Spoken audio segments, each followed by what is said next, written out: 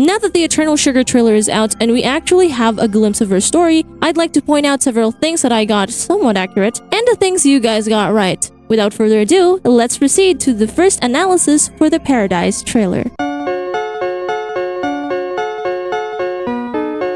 In the first 12 seconds of the trailer, you can see someone with a bow and arrow, potentially representing a Cupid-like figure. Just like what I said before, this was already hinted to us from the fountain we saw from Eternal Sugar's leaks. We can see in this trailer that this Cupid-like cookie shot an arrow into Holly Berry's heart-shaped shield, which immediately sends her into a trance-like dreamy state, very important for later. Upon her awakening in the 25-second timestamp, Holly Berry finds herself looking at what appears to be paradise. Trees are lush, there's grapes growing on trees for some reason, and there's 3 main focal points on the screen: the 2 new cookies and a floating island with a big lotus bud surrounded by pillars. This can already mean 2 things. 1, that you guys were correct that Eternal Sugar is a lotus eater, and 2, this paradise may or may not be a dream. I received several comments from my last video confirming the first assumption. By the way, if you want to be featured in my next videos, don't be afraid to drop your theories because I do read them and I will gush about it. At Anonymous Mysteries 3171 basically sums up the entire idea, but I'll paraphrase what they said. Before that happens, you're probably wondering what lotus eaters are. The tale of the lotus eaters was famously cited in Homer's epic poem titled The Odyssey. It was basically a realm where everyone can forget their troubles and live in a life of perpetual hedonism, filled with individuals who thrive in dreamy contentment. The story goes like this. Odysseus and his gang dipped from the Cyclops domain, sailing for several days and stumbling upon an unknown island that was unfortunately inhabited by lotus eaters. It was described as lushful and inviting, and the locals ate lotuses, which acted as a narcotic. According to Britannica, narcotics are a type of drug that induces pain relief, a state of unconsciousness, and a physical dependence on the drug or an addiction, with some cases producing a state of heightened happiness or euphoria. This again confirms a different but related theory by Maybelline, wherein they state that it is very likely that Eternal Sugar will be about,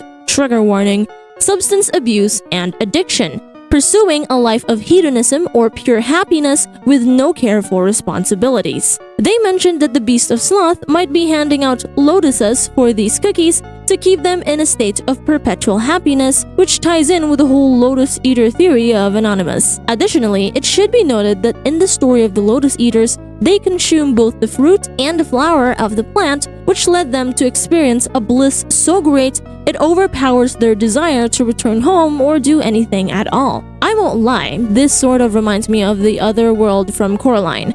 In that movie, spoiler alert, if you haven't seen it yet, go watch it now because it's awesome. Coraline was lured by the other mother or the beldam to come live with her in the other world. A mirror reality where everything is bright, warm, and literally everything she wished for is right there. In exchange, the other mother will eat her soul and trap her in a doll to use as bait for the other children. I feel like a similar situation might happen with our dear old Holly Berry. Just like Coraline, she will be lured into the paradise, or from the looks of things, forcefully brought into it either via a dream or getting shot by the arrow, and warmly invited there by Eternal Sugar in exchange for her soul jam. And warmly invited indeed she was. The entire music of the trailer was ethereal. From the music, the way it was all presented, even up to the arrival of Eternal Sugar herself, she was presented as this god-sent divine figure with a motherly voice and an angelic demeanor. We all know she's going to gaslight us anyway. By the 44th second, you'll notice that she picks up Holly Berry's hands and flies her up in the sky.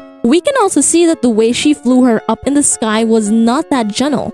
In fact, she did it at quite the high speed and almost dragged her up in the air, and Holly Berry doesn't seem to mind. This might be a sign of textbook manipulation, doing unsavory things so insignificant that the other person just brushes it off. By this point in the trailer, we're shown a big heart with 2 major wings and 4 other smaller wings, and though I personally have no idea what this might symbolize, it looks like our dear friend Holly Berry is mesmerized nonetheless. By the 1 minute and 8 second mark, Holly Berry can be seen taking a look at her reflection, which eventually fades into the final battle between the the ancient and dark enchantress cookie. This could mean that the heart-shaped statue is a fountain that looks deep into the heart of whichever cookie peers into its waters and eventually reveals their greatest regrets or the thing that ultimately saddens them. Regardless of this, we can see that eternal sugar dissipates this fear. Perhaps this implies to us that eternal sugar would be someone who will promise the erasure of worries and regrets to Halle Berry, similar to how Calypso trapped Odysseus for 7 years, promised him immortality and everything he wanted in exchange for his love. After this entire thing, the camera zooms out to reveal several things spiraling the Ouroboros-shaped pool of Halle Berry's reflection. Note that, similar to how I mentioned it in my previous analysis, the Ouroboros is a symbol for eternity and immortality. It can also be seen that this Ouroboros loops into a heart shape, which then seemingly shatters and eventually drips into an imagery of eternal sugar holding a baby on a pile of sugar? That's kind of weird. Frankly, I don't know what this means, but perhaps this symbolizes a part of rebirth. It seems like eternal sugar is carrying a baby cookie atop several mounds of sugar, and I again have no clue what this might be, as I don't want to give out false information, but I have a sneaking suspicion that this will be some wild Renaissance theme going on, particularly heavy on the entire rebirth thing. This sequence randomness does remind me of how dreams are, with the most random events happening in chronological order, so that might also be a factor. Lastly, this trailer showcases Halle Berry cookie inside of a blooming lotus flower, another callback to the allegory of lotus eaters in the Odyssey and ultimately solidifying our hypothesis. Finally, the game screen flashes and we see 3 main noteworthy things: eternal sugar with a snake and apple, these weird-looking floating eyes with wings plus several Cupid-related mini cookies, and raspberry, tiger lily, and wildberry along with Halle Berry. This implies 3 likely things. First, eternal sugar and shadow milk are very likely to have an intertwined lore, as they share both the apple and the serpent motif. Even more bizarrely is that in the trailers, shadow milk has a black serpent and eternal sugar has a white one. Maybe it could symbolize a sort of yin-yang relationship between the two, as the motifs of deceit, particularly that of manipulation, is apparent in Eternal Sugar's story. Second, either the eyes are cherubs or they're somewhat similar to a mythical cyclops creature, perhaps even a seraphim of sorts. And lastly, it is likely that the story would heavily revolve around regrets and forgetfulness, simply because of Tiger Lily and White Lily's mentions, or Dark Enchantress Cookie's mentions, on the trailer. This would make sense as well, given that the entire story of the Lotus Eaters is a commentary on the desire to simply forget your troubles by using certain things to let only happiness thrive in your mind. Her quote saying, "The happiness you seek, only I can grant it," solidifies this theory pretty well. Given that sugars have an addicting effect on the human psyche, I wouldn't be surprised if the entire story would be a metaphor to how substance abuse, particularly alcoholism in Halle Berry's case, is her way of forgetting herself to keep up a cheerful facade. After all, addiction is the ultimate progenitor to sloth. When you're addicted to something, be it narcotics or even your phone, you become so dependent on it to the point of neglecting yourself and others around you. You can think of this as you bedrotting on your phone for 16 hours straight and ending up not accomplishing anything at all, feeling very, very unproductive, and only feeling happiness the longer you scroll on your shorts or TikTok feed. Yikes!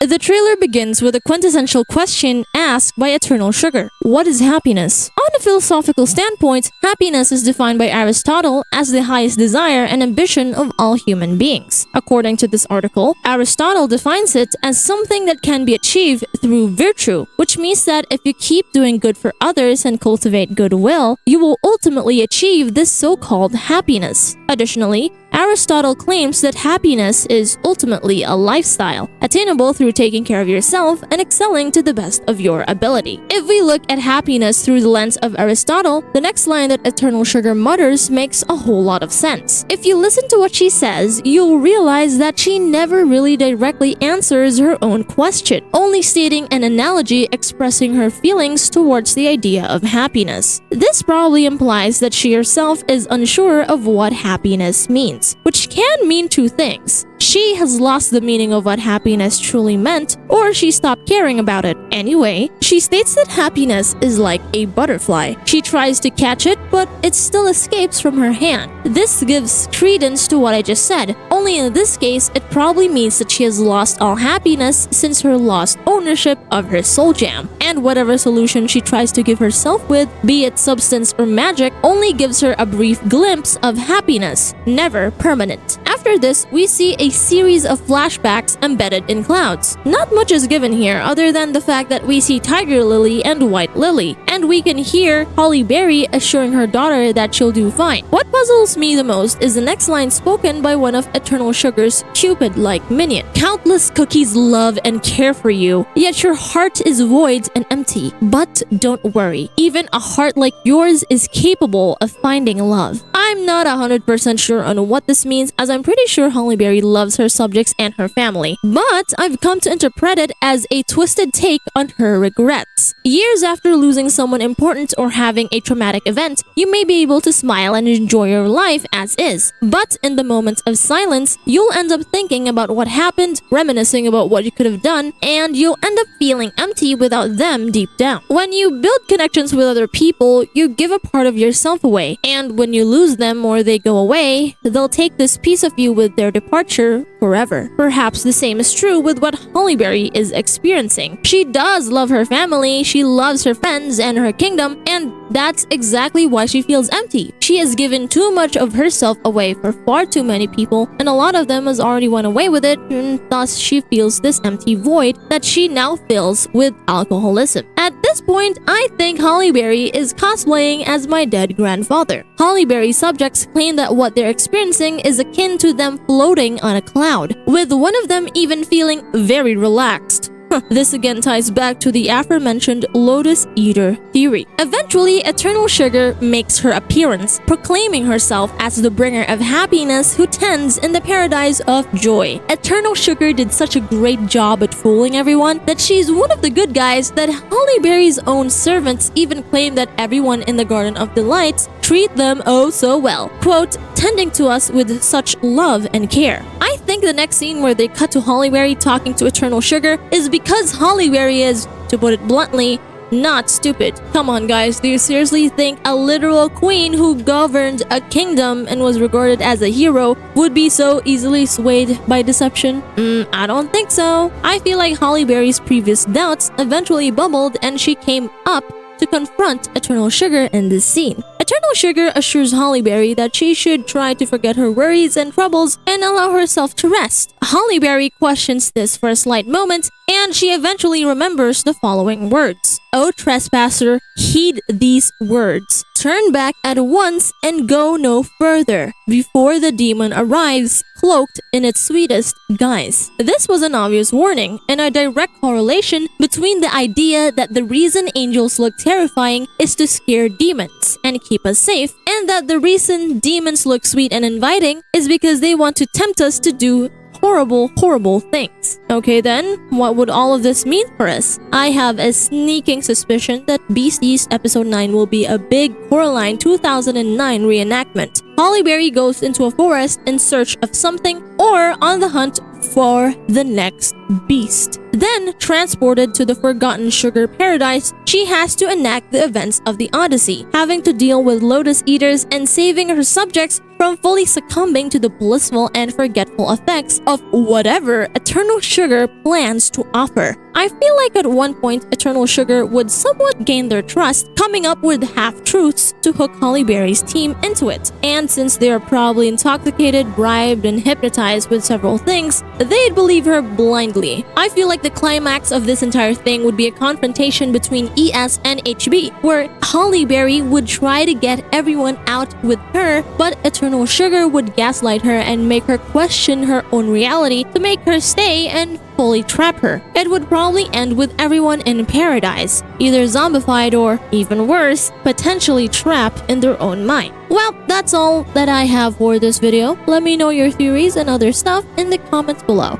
Oh, and if you want to support me, don't forget to like and subscribe, and maybe even consider becoming a member so I could give you a shout out and let you have access to my videos earlier. Anyway, that's all. I'm going to sleep now. Toodaloo!